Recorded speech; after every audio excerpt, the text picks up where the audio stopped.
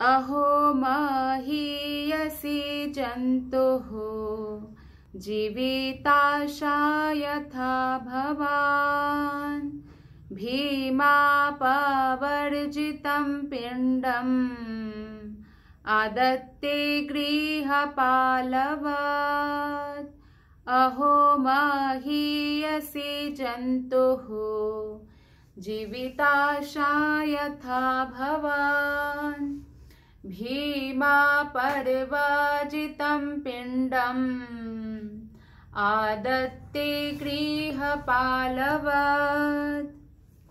अनुवाद और तात्पर्य श्रील प्रभुपाद के द्वारा। श्रील प्रभुपाद की जय। अनुवाद। ओह, जीव में जीवित रहने की कितनी प्रबल इच्छा होती है। निश्चय ही आप एक घरेलू कुत्ते की भांति रह रहे हैं और भीम द्वारा दिए गए जूठन को खा रहे हैं।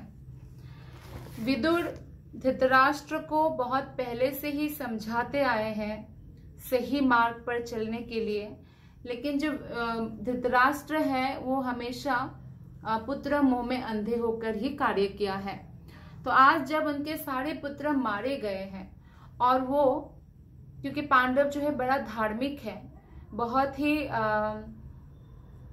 आचरण, आर्यों का आचरण को जानते हैं कि कैसे सही आचरण बड़ों के साथ किया जाता है। भले ही कुछ भी करे धृतराष्ट्र, फिर भी युधिष्ठिर या पांडवगण हमेशा उनके चरण छूते, हमेशा उनको सम्मान देते, अपने घर में सम्मान पूर्वक रखा।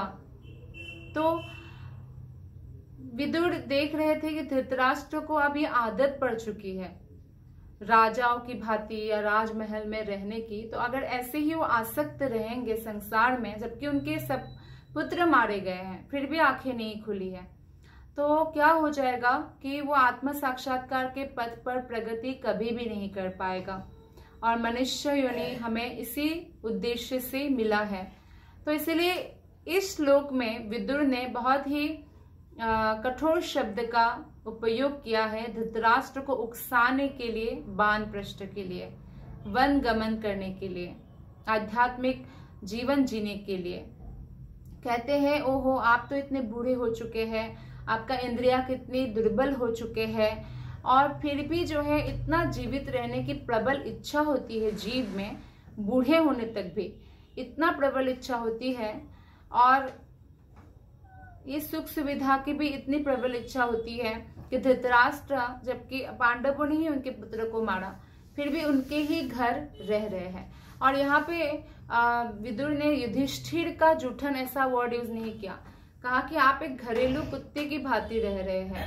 मतलब आपका जो आसक्ति है उसके हिसाब से अगर देखा जाए तो आपका जीवन पशु जीवन जैसा हो गया है, जैसे पालतू कोई जानवर हो।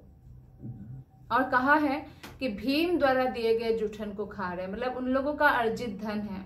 और भीम का नाम इसलिए लिया है ताकि धृतराष्ट्र जो है याद करें कि किस तरह से भीम ने उनके प्रिय पुत्र दुर्योधन, जिसके लिए उन्होंने महाभारत का युद्ध छेड़ दिया, दुर्योधन का वध किया, दुशासन का वध किया, इसलिए भीम का नाम विशेषतया ले रहे हैं। साधु को कभी भी सुखमय जीवन बिताने की इच्छा से राजाओं या धनियों की चापलूसी नहीं करनी चाहिए। साधु का मतलब कृष्ण का शुद्ध भक्त, और कृष्ण का शुद्ध भक्त अमीर अमीर व्यक्तियों का चापलूसी करने लगेंगे तो शुद्ध भक्ति कैसे वितरण करेंगे। तो इसलिए उनको कभी भी ऐसा नहीं करना चाहिए। साधु को चाहिए कि वो गृहस्थों से जीवन के कटु सत्य के बारे में बताए, जिससे वे इस जगत में गंभीर जीवन के विषय में सचेत हो सके। ऐसा नहीं कि जो गृहस्थों को पसंद है वही बोले क्योंकि वो मेरे शिष्य बने रहे। कभी कभी साधुओं को कड़वा सच बताना पड़ता है कि आपका मृत्यु करीब आ रहा है, आप वृद्ध होते जा रहे हो, आप आत्मा हो, और मनुष्य योनि पाकर भी अगर आप भक्ति नहीं करोगे तो नरक में चले जाओगे। तो इस प्रकार का कटु शब्द भी बोलना पड़ता है ताकि वो लोग गंभीर हो जाए।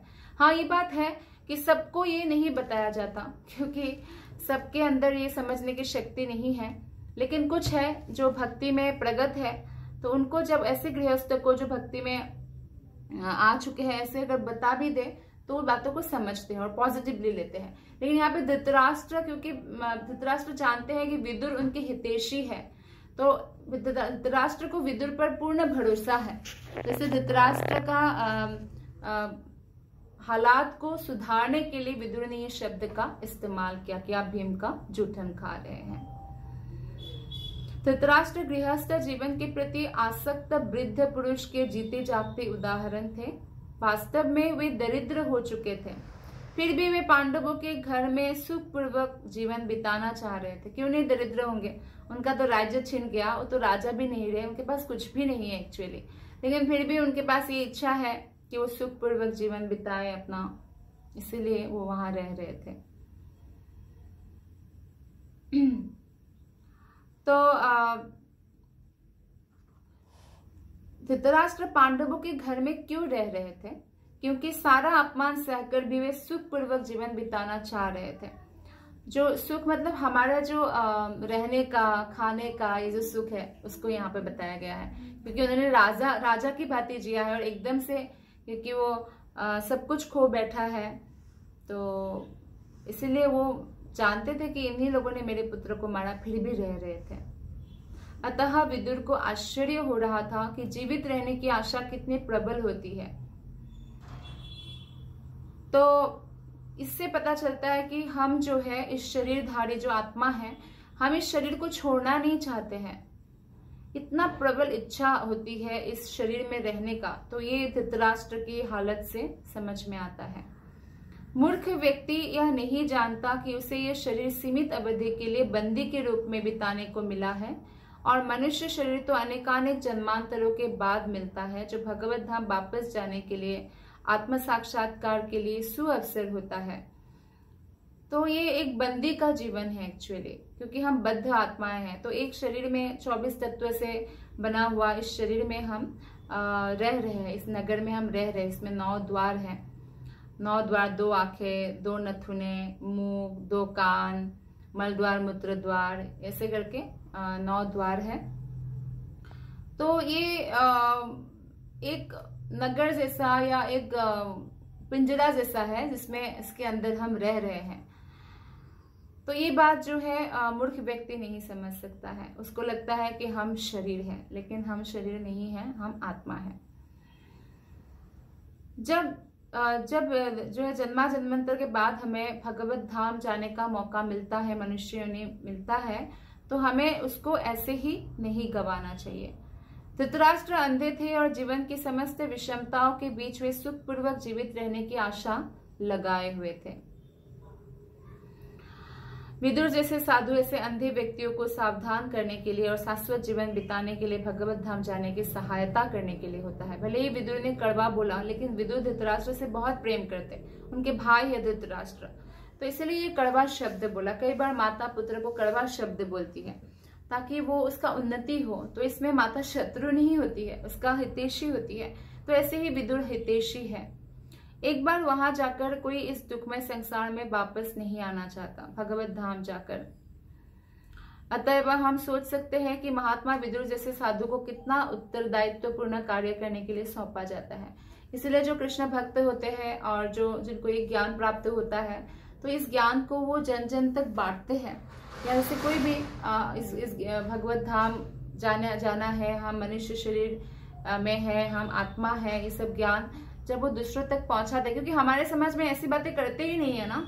जैसे मान लीजिए कोई किसी से मिलते भी है, तो जैसे कोई पुरुष से मिल रहे हैं, तो लोग खेल कूद की बात करेंगे या पॉलिटिक्स की बात करेंगे या अपने जॉब वगैरह की बात करेंगे या बच्चे की बात करेंगे। तो इस प्रकार से वो भिन्न बातें करेंगे। या माता ऐसे मिलेंगे, ओ आप तो पतले हो गए, आप तो मोटे हो गए, आपका ड्रेस बहुत अच्छा है, आपका इयररिंग्स बहुत अच्छा है, मेरे बच्चे ये कर रहे हैं, आपके बच्चे क्या कर रहे हैं। लेकिन आप देखेंगे कि साधारणतः कृष्ण के विषय में बहुत कम बातें होती है समाज में। तो इसलिए लोगों को पता ही नहीं है कि हम आत्मा हैं और हमें भगवत धाम वापस जाना है। तो इसलिए साधु लोग ये बातों को छेड़ते हैं, भले ही सामने वाले को अच्छा लगे या बुरा लगे। जैसे धृतराष्ट्र के लिए एक कड़वा सच बताया विदुर ने। श्लोक नंबर 24। अग्निर्निश्रेष्टो दत्तच्च गरोदाराच्च दूषितः हृतं क्षेत्रं धनम येषां तद्यतेरासुभिः कियात्। जिन लोगों को आपने अग्नि लगाकर तथा विष देकर मारना चाहा, उन्हीं के दान पर आपको जीवित रहने तथा गिरा हुआ जीवन बिताने की आवश्यकता नहीं है। आपने उनकी एक पत्नी का अपमान किया और उनका राज्य तथा धन छीना है। अब विदुर बता रहे हैं धृतराष्ट्र ने जो कुकर्म किया है। विदुर हमेशा धृतराष्ट्र को सही दिशा निर्देशन करते आए हैं। यहाँ तक कि गांधारी भी, सती स्त्री है गांधारी, वो अपना धर्म पालन करते आए हैं। इसी तरह हम सबका धर्म है कि समाज के लोगों को, हमारे फ्रेंड्स को, हमारे जो रिलेटिव्स है या हमारे जो अपने हैं, उनको हम सही सजेशन दें, गलत सजेशन ना दें। ये धर्म क्या है, धर्म क्या है, हम उनको बताएं शास्त्र के अनुसार।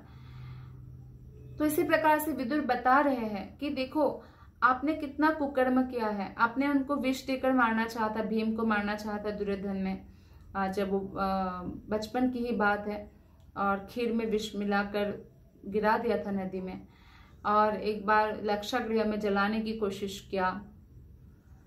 तो बोलते हैं कि आपने उनकी पत्नी का भी अपमान किया, खुलेआम आपके पुत्र उनको नग्न करना चाह रहे थे और आपने रोका भी नहीं। इतना बड़ा पाप किया, और उनका राज्य आपने छीना है, धन छीना है राजा बनने रहने के लिए। तो ये जो वर्णाश्रम धर्म पद्धति में जीवन का एक अंश आत्म साक्षात्कार के हेतु तथा मनुष्य जीवन में मोक्ष प्राप्त करने के लिए सुरक्षित रहता है। तो हम भले ही कितने ही बिजी हो, हमें कृष्ण के लिए समय निकालना होगा।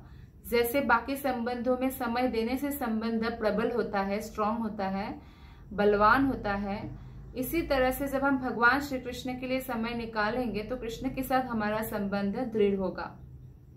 यह जीवन का नियमित विभाजन है, लेकिन धृतराष्ट्र जैसे लोग वृद्धावस्था में भी घर में बने रहना चाहते हैं। भले दुश्मन से दान स्वीकार करके वो अधम जीवन ही क्यों ना बिताए। तो विदुर इस तथ्य को बताना चाहते थे और जोर डाल रहे थे कि अपमानित होकर दान स्वीकार करने की अपेक्षा अपने पुत्रों की भांति आप मर जाते तो श्रेष्ठ होता। तो आज से 5000 वर्ष पूर्व एक धृतराष्ट्र था, लेकिन इस समय घर घर में ऐसे धृतराष्ट्र हैं जो राजनीतिज्ञ, तो विशेष रूप से राजनीतिक गतिविधियों से तब तक अवकाश नहीं ग्रहण करते कोई पॉलिटिशियन जब तक वो उनका मृत्यु नहीं हो जाता। पॉलिटिक्स खेलते रहते। लेकिन एक उम्र आता है रिटायरमेंट का, हर एक का कर्म होता है ना कुछ उम्र तक। फिर जब बहुत बूढ़ा हो जाता है, दांत का नहीं होता, आंत काम नहीं करता, तो तब भी जो है हम भगवान के अगर सेवा में नहीं जाते हैं, मृत्यु इतना पास होने के बाद भी, तो ये बहुत बड़ा दुख की बात है। मनुष्य जीवन के अंत तक गृहस्थ जीवन में चिपकते रहना ये अधमता है। जैसे कई ऐसा होता है कि पहले तो अपने बच्चे को बड़ा करते हैं, फिर बच्चे की शादी कराते हैं, फिर बच्चे के बच्चों को बड़ा करते हैं, फिर उनकी शादी देखना है उनको, फिर उनके बच्चे को भी मुंह देखना है। तो ऐसी आसक्तियां पालना बहुत खतरनाक है, क्योंकि ये अधमता है कि गृहस्थ जीवन में चिपक के रहे।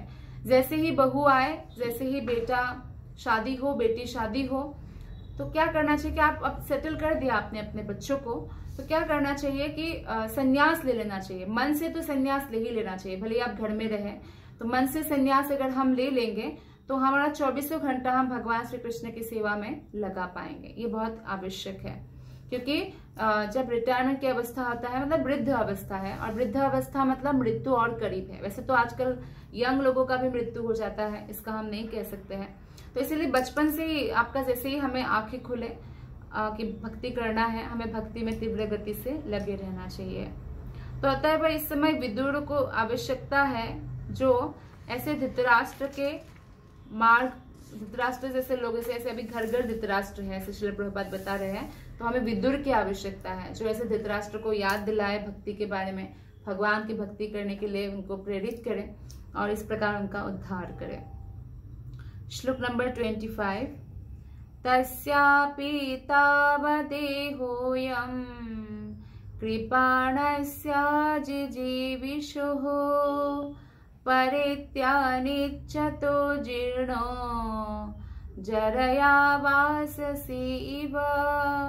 मरने के लिए आपकी चाह न होने पर भी तथा आत्मसम्मान की बलि देकर जीवित रहने की आपकी इच्छा होने पर भी आपका यह कृपण शरीर निश्चय ही क्षीण होगा और पुराने वस्त्र की भांति सड़ गल जाएगा। तो विदुर याद दिला रहे हैं कि आपकी मृत्यु की इच्छा नहीं है धृतराष्ट्र, हे राजा। आपकी मृत्यु की इच्छा अगर नहीं भी है और आत्मसम्मान का बलि देकर आपके पांडवों को पता है कि आप ही ने उनको मारने का कितना प्रयत्न किया, फिर भी वो आपको, क्योंकि उनकी ये महानता है, आपको रख रहे हैं, लेकिन आपको ऐसे नहीं रहना चाहिए। तो आत्मसम्मान की बलि देकर भी जो है आप सुख सुविधा लेने के उसमें है, और जो भी आपकी इच्छा हो, फिर भी आपका ये शरीर सड़ गल जाएगा, आपका ये शरीर वृद्ध हो जाएगा, क्षीण हो जाएगा और मृत्यु भी हो जाएगा, सब कुछ हो जाएगा। कृपणस्य जिजीविषु शब्द जो है इस श्लोक में बहुत महत्वपूर्ण है। मनुष्य की दो श्रेणियां होती है, एक कृपण और दूसरी ब्राह्मण। कृपण का मतलब होता है कंजूस, अपने शरीर का कोई मूल्यांकन नहीं कर पाता, किंतु ब्राह्मण अपना तथा अपने शरीर का पूरा पूरा मूल्यांकन कर सकता है। कृपण अपने शरीर का गलत मूल्यांकन करने के कारण इंद्रिय तृप्ति का भरपूर भोग करना चाहता है और बुढ़ापे में भी औषधियों के उपचार से या किसी और उपाय से जवान बनना चाहता है। तो कृपण कभी भी भगवान की भक्ति नहीं करना चाहता है, लेकिन ब्राह्मण भगवान की भक्ति करना चाहता है। और कृपण जो है इंद्रिय तृप्ति करना चाहता है, भले कितना ही बूढ़ा हो जाए। लेकिन जो कृपण के उल्टा ब्राह्मण श्रेणी है, वो क्या करते हैं, हमेशा भगवान की किस प्रकार सेवा किया जाए उसकी ही धुन में रहते हैं। तो कृपण जो है वो ये न कहना प्रकार है ना जीवित रहना चाहते हैं, और जो भगवान के भक्त है वो ये न कहना प्रकार है ना मनः कृष्ण निवेश है, मन को कृष्ण में लगाकर रखना चाहते हैं। विदुर इसकी आंखें खोलना चाह रहे हैं कि वो निश्चित अवधि से अधिक जीवित नहीं रह सकता और अब उसे मरने के लिए तैयार रहना चाहिए। तो ये हमारा जो शरीर है ना, ये किराए के मकान की तरह ही है। जब मालिक बोले, मालिक मतलब कृष्ण बोले खाली करना है तो खाली करना है, हम इसे इससे ज्यादा अधिक जीवित नहीं रह पाएंगे। जीवित तो क्या, आत्मा तो कभी मरता नहीं है, लेकिन ये शरीर हमें वस्त्र की भांति त्याग करना पड़ता है। चूंकि मृत्यु अवश्य भावी है, तो वो क्यों कर ऐसा अपमानजनक जीवन बिताना चाहता है। श्रेयस्कर तो यह है कि मृत्यु की परवाह ना करते हुए हर व्यक्ति सत्य पथ को ग्रहण करे। यह मनुष्य जीवन भौतिक संसार के सारे दुखों को समाप्त करने के लिए है और जीवन को इस प्रकार नियमित बनाना चाहिए कि वांछित लक्ष्य प्राप्त हो सके। तो अगर हम दुखों से मुक्त होना चाहते हैं तो यही जीवन हमारे लिए अच्छा है, मनुष्य जीवन।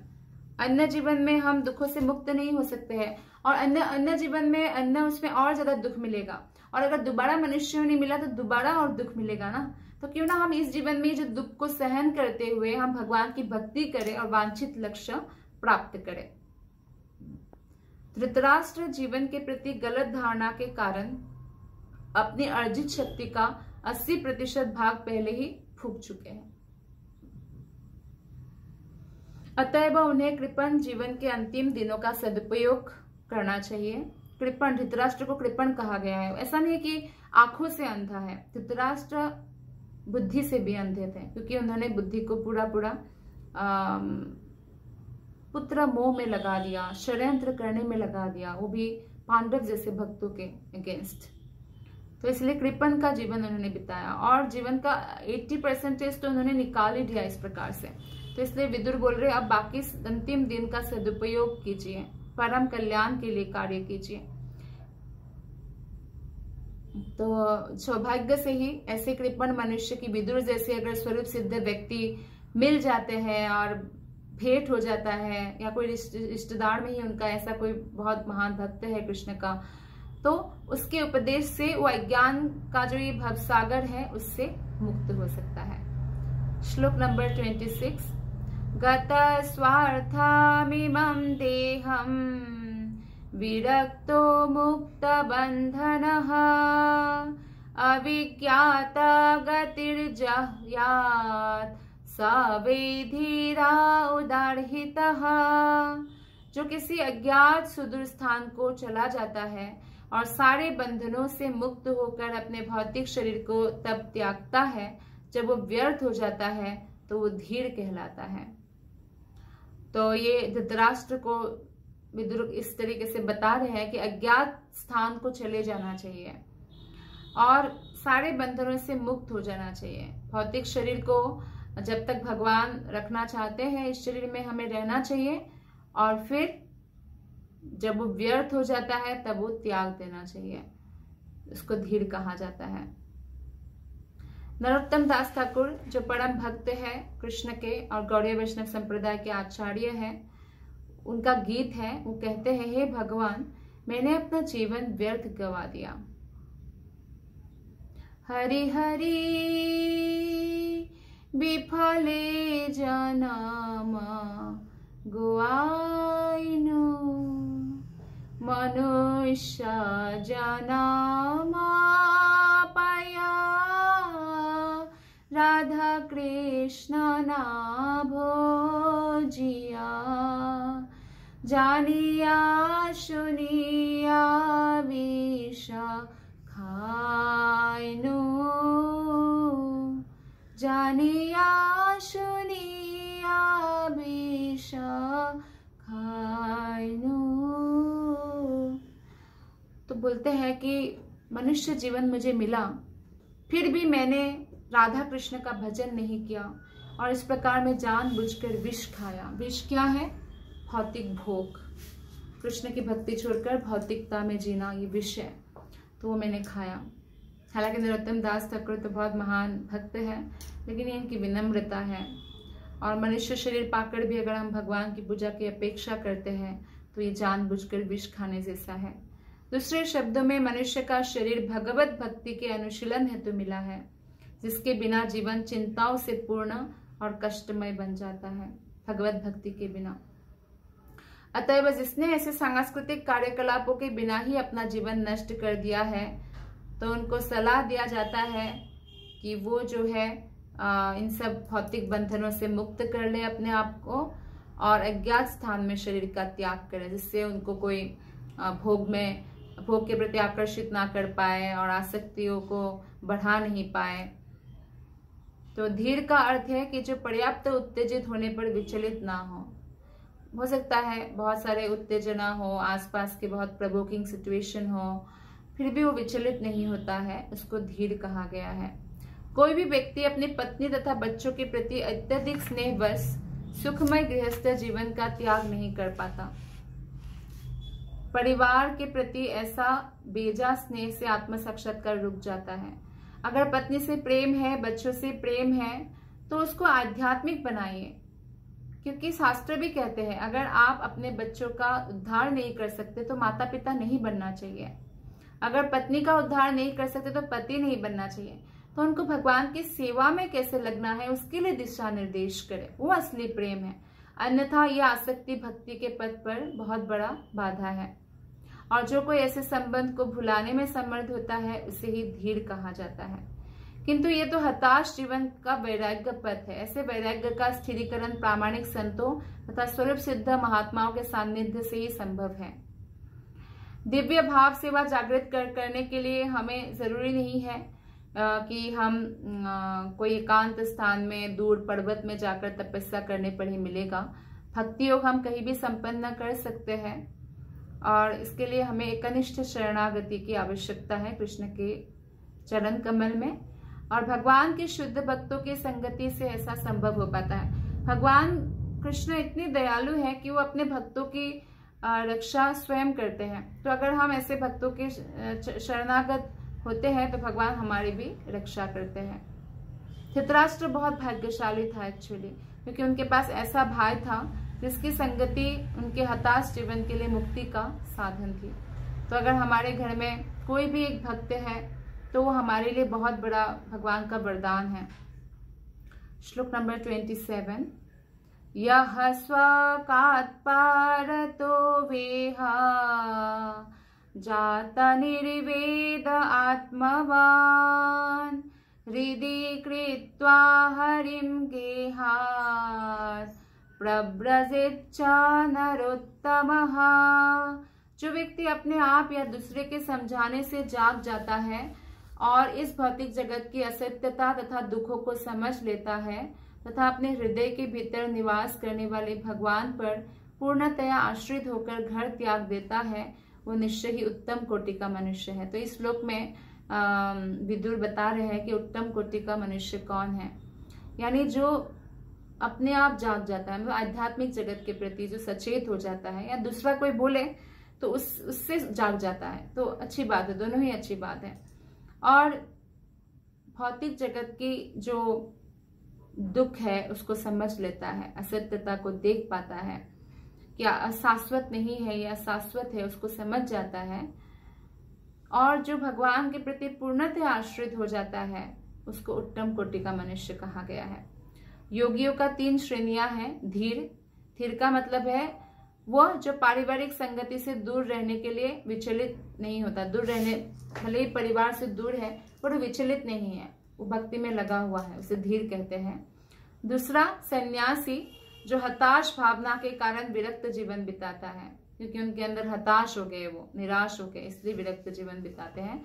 तीसरा निष्ठावान भगवत भक्त, जो श्रवण तथा कीर्तन द्वारा ईश्वर चेतना जगाता है और हृदय में वास करने वाले भगवान पर पूर्णतः आश्रित रहकर गृह त्याग करता है। तो भक्त को ही श्रेष्ठ माना गया है। सन्यासी भौतिक जीवन से हताश हो जाते हैं, निराश हो जाते हैं, उनको पता चलता है कि ये सब शाश्वत नहीं है, आत्मा ही शाश्वत है। लेकिन भक्त जो है वो श्रवण कीर्तन द्वारा ईश्वर साक्षात्कार करते हैं, ईश्वर चेतना, कृष्ण चेतना को अपने हृदय में जगाते हैं। तो भाव यह है कि भौतिक जगत में हताश भावनामय जीवन के बाद संन्यास आत्म साक्षात्कार के मार्ग का प्रथम सोपान हो सकता है, किंतु मुक्ति मार्ग में वास्तविक सिद्धि तभी प्राप्त होती है जब मनुष्य उन भगवान पर पूर्णतया आश्रित रहने का अभ्यास कर लेता है।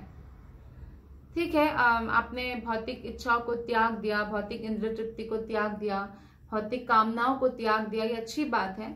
लेकिन जब तक हम कृष्ण के पूर्ण शरणागत नहीं होते हैं तब तक हम जो है परम सिद्धि प्राप्त नहीं कर पाएंगे, वास्तविक सिद्धि, जो भगवत धाम प्राप्त नहीं कर पाएंगे। वो भले ही घर के बाहर गहन अंधकारमय जंगल में क्यों ना रहे, किंतु धीर भक्त जानता है कि वो अकेला नहीं है, उनके साथ कौन है? परमात्मा, भगवान है हमें हमेशा हमारे साथ। जैसे अभी कोरोना का समय है, तो कोरोना के काल में बहुत लोग जो है, काफी लोग हैं ऐसा, जैसे उनके बच्चे बाहर है, लॉकडाउन हो गया, और उनके मान लीजिए कोई पति अकेले है या कोई पत्नी अकेले है, उनके जो पार्टनर है उनका देहांत हो चुका है, तो उस केस में जो धीर है वो विचलित नहीं होता है। इसलिए कृष्ण भक्ति की सबको आवश्यकता है, ताकि ऐसी स्थिति में भी जब वो अकेले रहे या कोई अंधकार में जंगल में ही रहे, किंतु वो कभी भी विचलित नहीं होता और इस बात का अनुभव करता है, रियलाइजेशन करता है कि वो अकेला कभी भी नहीं है। भगवान सदैव सच्चे भक्त के साथ रहते हैं और किसी भी विषम परिस्थिति में उसकी रक्षा करते हैं। अतएव मनुष्य को चाहिए कि शुद्ध भक्तों की संगति में भगवान के पवित्र नाम, रूप, लीलाओं, पार्षदों आदि का श्रवण तथा कीर्तन करते हुए घर पर ही भक्ति का अभ्यास करे, और यह अभ्यास उसकी निष्ठा के अनुसार उसमें ईश्वर चेतना जगाने में सहायता करता है। मतलब ये नहीं है कि किसी जंगल को ढूंढ के जंगल में किसी गुफा में जाकर ही रहना होगा। श्रील प्रभुपाद कहते हैं घर में ही आप रहिए, और घर में रह के भक्ति करना भी बहुत बड़ी तपस्या है, तो इसको आप कीजिए। इससे आध्यात्मिक कल्याण होगा और इससे ईश्वर चेतना भी जागृत होगा। ना ही उन लोगों को जो इस तरह के भौतिक लाभ के लिए भगवान की पूजा करते हैं, भगवान को ये निर्देश देते हैं। मतलब अगर हम भगवान के पास इसलिए जाते हैं अपना स्वार्थ के लिए कि मुझे धन चाहिए, मुझे पावर चाहिए, पोजीशन चाहिए, तो ये जो भौतिक चीजों को मांग कर जाते हैं, तो भौतिक चीजों की प्राप्ति के लिए अगर कोई हम भगवान की पूजा करते हैं, तो तब भगवान हमें निर्देश नहीं देते हैं। जो आध्यात्मिक जगत में प्रवेश पाने के लिए या परम सिद्धि प्राप्त करने के लिए जो निर्देश है वो तभी प्राप्त होता है जब हम भौतिक इच्छाओं से मुक्त होकर आध्यात्मिक चेतना में स्थिर हो जाए, ईश्वर चेतना में स्थिर हो जाए। लेकिन भगवान दयालु है, तो भौतिकतावादी भक्तों को भी वो वरदान देते हैं, भौतिक लाभ का वर दे सकते हैं, किंतु वे कभी भी उत्तम कोटि के पुरुषों की कोटि को प्राप्त नहीं हो पाता जब तक वो भौतिक कामना वासना को अपने हृदय में स्थान देगा। विश्व के इतिहास में, विशेष रूप से भारत में, ऐसे निष्ठावान भक्तों के अनेक उदाहरण पाए जाते हैं और वे सब आत्म साक्षात्कार के पथ में हमारे मार्गदर्शक हैं। तो महात्मा विदुर ऐसे ही महाभागवत है, तो हमें उनकी पद चिन्हों का अनुसरण करना चाहिए। दो प्रकार के भागवत होते हैं, एक पुस्तक भागवत जो अभी हम पढ़ रहे हैं, और एक व्यक्ति भागवत, जैसे कि विदुर, महात्मा विदुर, श्रील प्रभुपाद या उनके जो शिष्यगण भी प्रचार कर रहे हैं, या भीष्म पितामह, तो जो एक्चुअली भागवत को अपने दिलो दिमाग में उतार चुके हैं, उनका लाइफस्टाइल भागवत हो चुका है, वो निरंतर भगवान के गुणानुकीर्तन करते हैं, उनको कहा जाता है व्यक्ति भागवत। तो व्यक्ति भागवत के दर्शन मात्र से हम पवित्र हो जाते हैं, व्यक्ति भागवत के संगति मात्र से हमारा हृदय परिवर्तन हो जाता है। तो इसलिए व्यक्ति भागवत का हमें सम्मान करना चाहिए और यथासंभव उनसे श्रवण करना चाहिए। श्लोक नंबर 28। अथो दीचिम दिशम यातु स्वैरज्ञाता गतिर्भवान् इतो वक्प्रायशः कालः पुंसां गुणाविकर्षणः। अतएव आप अपने कुटुंबियों को बताए बिना तुरंत उत्तराखंड के लिए प्रस्थान कर दीजिए। अब विदुर पुश कर रहे हैं धृतराष्ट्र को कि चलिए आप अपने संबंधियों को मत बताइए, पांडवों को मत बताइए, युधिष्ठिर को मत बताइए, वो आपको रोक लेंगे। बिना बताए आप उत्तराखंड के लिए प्रस्थान कीजिए, उत्तराखंड के जंगल, क्योंकि शीघ्र ही ऐसा समय आने वाला है जिसमें मनुष्य के सद्गुणों का ह्रास होगा। कलयुग के बारे में बता रहे हैं कि कलयुग में सद्गुणों का ह्रास होता है, व्यक्ति सद्गुण को कम धारण करते हैं और गलत गुणों को ज्यादा धारण करते हैं। तो मनुष्य धीर बनकर या अपने संबंधियों को बताए बिना घर छोड़कर हताश जीवन की क्षतिपूर्ति कर सकता है। और विदुर ने अपने अग्रज धृतराष्ट्र को ऐसा ही बोला, सलाह दिया कि कलयुग का शीघ्र ही आगमन होने वाला है, तो आप जो है जल्दी आत्म साक्षात्कार के पथ पर चलिए। तो विदुर ने बहुत बहुमूल्य उपदेश दिया और ऐसा वातावरण उत्पन्न कर दिया कि धृतराष्ट्र का मन भी परिवर्तन हो गया। भगवत गीता 7.28 में कहा गया है कि जो व्यक्ति पाप कर्मों के दूषणों से पूर्णतया रहित हो जाता है वही भगवान श्री कृष्ण पर आश्रित रह सकता है। धृतराष्ट्र को विदुर ने सलाह दी कि यदि वे सन्यासी या नरोत्तम नहीं बन सकते तो कम से कम प्रारंभ में धीर तो बन ले, धीर तो हो जाए। धीर अवस्था में नरोत्तम अवस्था प्राप्त करने के लिए मनुष्य को आत्म साक्षात्कार की दिशा में निरंतर प्रयास करना पड़ता है। फोकस एक होना चाहिए। जैसे आप किसी पहाड़ में जाते हैं, पहाड़ में जब घोड़ा चढ़ते हैं, जैसे आप वैष्णो देवी जाते हैं या कोई और पहाड़ में जाते हैं तो घोड़ा चढ़ते हैं, तो घोड़ा को ऐसे बांध दिया जाता है, मतलब आंखें उनका इधर उधर हो जाए तो इतना छोटा सा रास्ता है, खाई में गिर जाएंगे। तो हमारा फोकस ऐसा होना चाहिए, इधर उधर नहीं होना चाहिए, केवल एक लक्ष्य कृष्ण, ये हमारा लक्ष्य होना चाहिए। तो उनको बोलते हैं कि कम से कम आप धीर तो बनिए। और धीर अवस्था योग पद्धति के दीर्घकालीन अभ्यास से प्राप्त होती है। तो इसलिए विदुर कह रहे हैं कि भक्त तो बहुत दूर की बात है या कोई सन्यास या नरोत्तम दूर की बात है, लेकिन पहले आप धीर बनिए, धीर से शुरू होगा। आप पहले घर को त्याग दीजिए, वन में चलिए, सुख सुविधा को त्यागिए, आत्मा साक्षात्कार का जो योग पद्धति का दीर्घकालीन अभ्यास कीजिए। तो इस प्रकार जो है ये सन्यास के प्रारंभिक अवस्था के लिए विदुर धृतराष्ट्र को तैयार कर रहे थे। श्लोक नंबर 29। एवं राजा विदुरेणानुजेन प्रज्ञा चक्षुर्बोधिता जमीधः छित्त्वा स्वेषु स्नेहपाशन्द्रधिम्नो निच्चिक्रामा भ्रातृसंदर्शिताध्वा। इस प्रकार आजमेर के संतान महाराज धृतराष्ट्र ने प्रज्ञा द्वारा पूर्णतः आश्वस्त होकर तुरंत ही अपने दृढ़ संकल्प से पारिवारिक स्नेह के सारे दृढ़ पाश छिन्न कर दिए। ऐसा कैसे संभव है? धृतराष्ट्र तो इतने आसक्त थे, विदुर की संगति से, विदुर के वचनों से ये संभव हुआ। तत्पश्चात वे घर छोड़कर अपने छोटे भाई विदुर द्वारा दिखलाए गए मुक्ति पथ पर निकल पड़े। तो श्रीमद् भागवत के सिद्धांतों के महान प्रचारक भगवान चैतन्य महाप्रभु ने साधुओं के संगति के पर विशेष बल दिया है। यहाँ तक कि जो भी भक्त है, प्रबुद्ध भक्त है, उनको भगवान दर्शन भी देते हैं, कुछ मांगने के लिए बोलते हैं तो भक्त क्या मांगते हैं कि मुझे भक्तों का संगति प्रदान करे। तो भक्तों का संगति का ये असर होता है जो धृतराष्ट्र पर आज हो रहा है विदुर से। उन्होंने बताया कि शुद्ध भक्त के साथ एक क्षण की संगति से भी उसे सारी सिद्धि प्राप्त हो सकती है। साधु संग सर्वशास्त्र का लव मात्र साधु संग सर्व सिद्धि है। हमें यह स्वीकार करते हुए तनिक भी लज्जा नहीं आ रही है कि हमने अपने व्यवहारिक जीवन में ऐसा ही अनुभव किया है। तो श्री प्रभुपाद बताते हैं कि साधु संग का क्या महत्व है, प्रभुपाद ने वो अनुभव किया है। तो कुछ क्षणों की प्रथम भेंट के समय गुरु से, जब भक्ति सिद्धांत सरस्वती ठाकुर से मिलने का था उनका, तो उस समय तो बहुत अच्छा लाइफ जी रहे थे। वो बहुत बड़े बिजनेसमैन भी थे प्रभुपाद, और उनके दोस्त ने कहा कि चलो मिलने जाते हैं, बहुत बड़े साधु आए हैं। तो पहले मिलने से मना कर रहे थे क्योंकि प्रभुपाद के घर में हमेशा ही बहुत सारे साधु आते थे, क्योंकि उनके पापा जो है वैष्णव है। तो फिर उनको इतना कुछ खास नहीं लगता था। तो फिर भी उनके दोस्त ने उनको पुश किया। तो जब पुश किया तो वो गए भक्ति सिद्धांत सरस्वती गोस्वामी से मिलने। तो पहली भेंट में ही उनको ऐसा अनुभव हुआ जैसे कि उन्होंने क्या ज्ञान प्राप्त कर लिया, उन्होंने जैसे अपने हृदय दे दिया, ऐसे वही मेरे गुरु है, ऐसा अनुभव हुआ उनको। क्योंकि शुद्ध भक्त की संगति का यही असर होता है।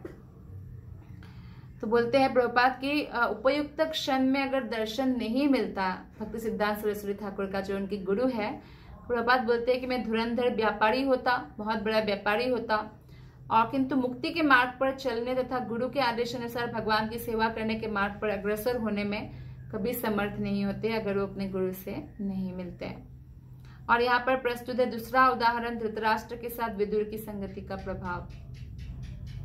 महाराज धृतराष्ट्र राजनीति, अर्थशास्त्र तथा पारिवारिक आसक्ति से संबद्ध भौतिक आकर्षण के जाल से मजबूती से बंधे थे और पूरा शक्ति उन्होंने उसी में लगा दिया। फिर भी असफलता हाथ लगी उनका, फिर भी वो राज्य नहीं जीत पाए जिसके लिए वो जीवन भर सपना देखा। असफल जीवन होते हुए भी उन्होंने भगवान के शुद्ध भक्त के शक्तिशाली उपदेशों से, कौन है विदुर के शक्तिशाली उपदेश की, घर छोड़ो, वन जाओ, योगाभ्यास करो, जो साधु का प्रतीक होता है, आत्म साक्षात्कार में सर्वाधिक सफलता प्राप्त की। अतएव शास्त्रों का आदेश है कि केवल साधुओं की संगति करना चाहिए। और साधु कौन है? जो कृष्ण का शुद्ध भक्त है वो साधु है। तो उनका संगति हमें करना चाहिए और अन्य समस्त प्रकार की संगतियों का तिरस्कार कर देना चाहिए। इससे साधुओं से श्रवण करने के लिए पर्याप्त सुअवसर प्राप्त हो सकेगा जो इस जगत में माया के स्नेह बंधन को छिन्न करने वाले हैं। तो अगर हम साधु के संग नहीं करते हैं, साधु के संग से हमारा क्या होता है?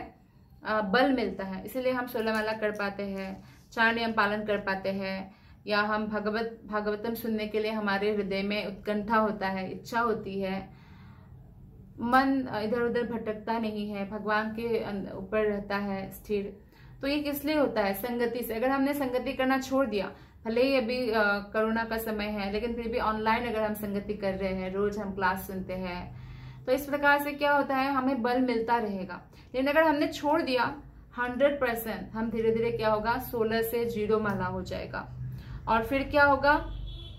मन भी नहीं लगेगा भक्ति में, फिर माया में ही मन लगेगा। तो इसलिए बहुत डेंजरस पोजीशन है। तो इसलिए हमें अन्य समस्त प्रकार की संगतियों का तिरस्कार कर देना चाहिए।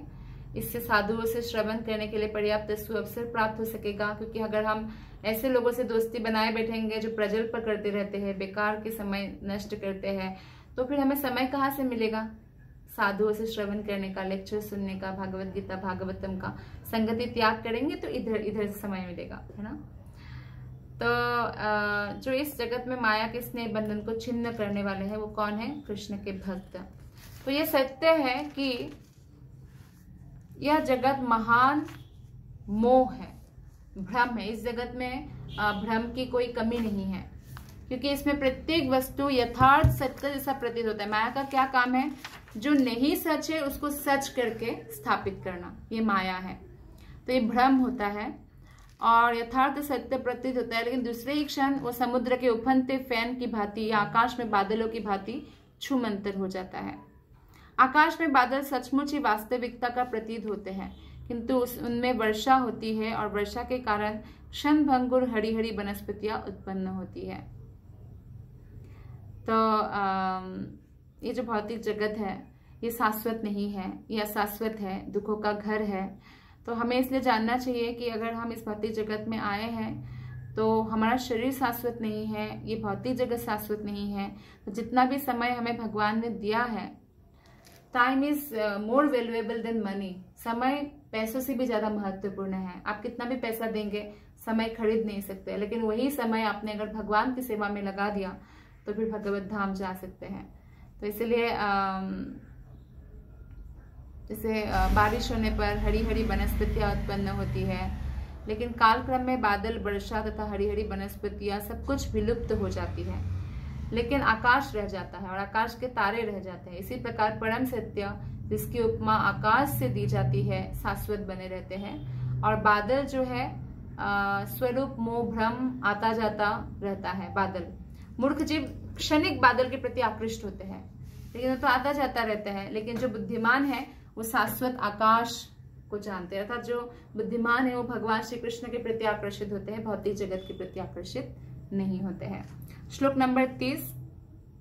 पतिं प्रयान्तं सुबलस्य पुत्री, पतिव्रता चानुजगाम साध्वी, हिमालयं न्यस्तदण्डा प्रहर्षं, मनस्विनामीव सत्संप्रहारः। गांधार यानी गांधार के राजा सुबल की पुत्री परम साध्वी गांधारी ने जब ये देखा कि उनके पति हिमालय पर्वत की ओर जा रहे हैं तपस्या के लिए या योगाभ्यास के लिए, आत्म साक्षात्कार के लिए, जो कि सन्यासियों को वैसा ही आनंद देता है जैसा कि युद्ध के मैदान में योद्धा को शत्रु के प्रहार से प्राप्त होता है। योद्धा जो असली योद्धा होता है, वीर होता है, वो शत्रु के प्रहार से डरते नहीं है, घबराते नहीं है। अगर उनके ऊपर कोई कट पड़ जाए या कुछ जख्म हो जाए तो वो भी वीरता की निशानी होता है, तो उसमें भी उनको आनंद ही मिलता है। तो इसलिए गांधारी को पता चला कि उनके पति अब संन्यास की ओर आगे बढ़े हैं, छोड़ रहे हैं घर बार, हिमालय की ओर जा रहे हैं। तो एक सती साध्वी पत्नी है गांधारी, तो वो भी अपने पति के पीछे पीछे चल पड़ी। सुबल की पुत्री है गांधारी तथा धृतराष्ट्र की पत्नी है, उनका नाम सौबलिनी भी है। अत्यंत पति परायणा और आदर्श पत्नी थी। भले ही उनको मालूम था कि उनके पति सही मार्ग पर नहीं थे, फिर भी वो पति परायणा थी, पति के प्रति जो है बहुत फेथफुल थी और पति को हमेशा धर्म के पथ में चलने के लिए उपदेश देती थी। अच्छी पत्नी से रावण की पत्नी मंदोदरी बहुत सती स्त्री है, तो उनका भी बहुत गुणगान आता है। तो वो हमेशा रावण को सही सलाह देती थी। तो इस प्रकार हम हमारे आसपास के लोगों को हमेशा सही सलाह देना चाहिए और ये हमारा कर्तव्य है और उसको कर्तव्य की तरह ही करना चाहिए। इतना आसक्त नहीं होना चाहिए कि हम जो है आसक्ति के कारण हम ही दुखी हो जाए। कर्तव्य पालन करता है व्यक्ति और आसक्ति नहीं रखता है तो हर कर्म को कृष्ण को समर्पण करता है, तो ये भी कृष्ण भावना मृत है। तो वैदिक सभ्यता में साध्वी तथा पतिव्रता स्त्रियां होती थी, जिनमें से गांधारी का भी वर्णन इतिहास में पाया जाता है। सती साध्वी स्त्री जैसे लक्ष्मी जी है, सीता देवी है। तो सीता देवी भी एक महान राजा की पुत्री होते हुए अपने पति भगवान रामचंद्र के पीछे पीछे जंगल गई। इसी प्रकार सामान्य स्त्री की तरह गांधारी अपने घर या मायके में रह सकती थी गांधारी, लेकिन उन्होंने ऐसा नहीं किया। साध्वी तथा भद्र महिला की भांति बिना कुछ विचार किए कि मेरा राजकुमारी है, राजकुमारी की तरह पली बड़ी है, कितनी सुविधाओं में, फिर भी सुविधा की परवाह किए बिना अपने पति के साथ जंगल चल पड़ी तपस्या का जीवन जीने के लिए। तो विदुर ने धृतराष्ट्र को वानप्रस्थ आश्रम में के उपदेश दिए थे और गांधारी अपने पति के साथ रही, किंतु उन्होंने यह नहीं कहा कि तुम मेरे साथ चलो। धृतराष्ट्र ने नहीं कहा कि तुम भी मेरे साथ जंगल चलो, फिर भी गांधारी चल पड़ी, ना कि रामचंद्र ने कहा था सीता मैया को, क्योंकि उस समय वे उसी तरह दृढ़ संकल्प थे जिस प्रकार एक महान योद्धा युद्ध भूमि में सभी प्रकार के खतरों को झेलता है। महान योद्धा कभी भी खतरों से डरता नहीं है, वो फिर भी रक्षा करता है। क्षत्रिय का काम है कि रक्षा करना, देश की रक्षा, लोगों की रक्षा करना, तो वो हमेशा दृढ़ संकल्पबद्ध होते हैं। तो विदुर की संगति के कारण धृतराष्ट्र दृढ़ संकल्पबद्ध थे, तो वो जाने के लिए तैयार थे। गांधारी को नहीं कहा कि तुम आओ मेरे साथ। वे तथाकथित पत्नी या संबंधियों के प्रति बिल्कुल ही आकृष्ट न थे। उन्होंने अकेले ही जाने का निश्चय किया था, किंतु साध्वी नारी के रूप में गांधारी ने अंतिम क्षण तक अपने पति का अनुसरण करने का निश्चय किया। आप देखिए, आज तक जो धृतराष्ट्र इतने आसक्त थे, विदुर के कुछ कड़वा बात बोलने से, विदुर का कुछ मोटिवेशन से उनका हृदय ही बदल गया। वो किसी के प्रति अब आसक्ति नहीं रखना चाहते थे और ना ही उनके हृदय में था। वो दृढ़ प्रतिज्ञ थे अब आत्म साक्षात्कार का जीवन जीने के लिए। तो महाराज धृतराष्ट्र ने वानप्रस्थ आश्रम स्वीकार कर लिया। इस अवस्था में स्त्री को स्वेच्छा से सेविका के रूप में साथ रहने की अनुमति दी जाती है। जैसे ब्रह्मचारी आश्रम में तो कोई स्त्री नहीं होते हैं, ब्रह्मचारी होते हैं। गृहस्थ आश्रम में पत्नी पति के साथ रहते हैं और वानप्रस्थ में भी पत्नी साथ रह सकती है। दोनों मिलकर भक्ति करते हैं उस समय, फुल टाइम भक्ति। और जब सन्यास आता है तो वो अकेले, पति अकेले सन्यास लेते हैं। स्त्रियों के लिए कोई सन्यास नहीं है। स्त्री मन से सन्यास ले सकती है आसक्ति से, लेकिन ऐसे पुरुष की तरह सन्यासी ड्रेस पहन के घूमना, ये सब पुरुष के लिए ही है सन्यास आश्रम एक्चुअल में। तो इसलिए गांधारी ने सोचा कि मैं अपने पति का असिस्टेंट बन के सेविका के रूप में रहकर वानप्रस्थ आश्रम में जाऊंगी और इस प्रकार जो है क्या करेंगे, उनका अंतिम समय तक फॉलो करेंगे। संन्यास आश्रम में क्या होता है, संन्यास अगर किसी को लेना है तो वो अपने एक तो वो अपने पत्नी को ऐसे ही नहीं छोड़ सकते, उनको भी एक्चुअली उनको भी संरक्षण देते हैं, जैसे कि पुत्र के, बड़े पुत्र के पास छोड़ के गए। और फिर उस समय ऐसा होता है कि संन्यास लेने का मतलब जो है पत्नी पति से कभी कांटेक्ट भी नहीं करती है, और जैसे कोई विधवा स्त्री है तो इसी प्रकार जो है वो अपने आप को समझ लेती है कि अब कोई संबंध नहीं है, क्योंकि संन्यास मतलब पूर्ण वैराग्य ले लिया। तो महाराज धृतराष्ट्र ने अपने श्रद्धालु पत्नी को मना नहीं किया कि मेरे साथ मत आओ, ये भी नहीं कहा। वो स्वेच्छा से अपने पति का की अनुसरण करना चाहती थी। तो सन्यासी लोग संन्यास आश्रम के चिन्ह स्वरूप दंड धारण करते हैं। सन्यासी भी दो प्रकार के होते हैं। जो श्रीपाद शंकराचार्य के मायावती दर्शन का अनुसरण करते हैं वे केवल एक दंड स्वीकार करते हैं, जिसको बोलते हैं एक दंडी सन्यासी। किंतु जो वैष्णव दर्शन का पालन करते हैं वे 3 दंड धारण करते हैं, उसे कहते हैं त्रिदंडी सन्यासी। तो एक दंडी स्वामी अधिकांशतया हिमालय के प्रेमी होते हैं, लेकिन वैष्णव सन्यासी वृंदावन जाना, जगन्नाथपुरी या मायापुर धाम जाने के लिए इच्छुक होते हैं। वैष्णव सन्यासी जो होते हैं नरोत्तम होते हैं, समस्त मनुष्य में उत्तम होते हैं, जबकि मायावती सन्यासी धीर की श्रेणी में माना जा सकता है। महाराज धृतराष्ट्र को धीरों का अनुगमन करने की सलाह दिया विदुर ने, क्योंकि एकदम से तो, क्योंकि वो वैष्णव अपराधी है, पांडवों के प्रति अपराधी है, तो एकदम से वो वैष्णव नहीं बन सकते कृष्ण के शुद्ध भक्त। तो कहा कि धीरे से आप शुरुआत करो। तो इस प्रकार उनको पापों को भी याद दिलाया कि आपने उनके अगेंस्ट कितना षड्यंत्र किया, क्योंकि उस अवस्था में, उस मनस्थिति में और जो उनकी स्थिति थी, उनके लिए नरोत्तम बन पाना धृतराष्ट्र के लिए बहुत कठिन था। Thank you very much. Hare Krishna. ग्रंथराज श्रीमद् भागवतम की जय, श्री प्रभुपाद की जय, गुरु महाराज की जय, ऑल गुरु महाराज।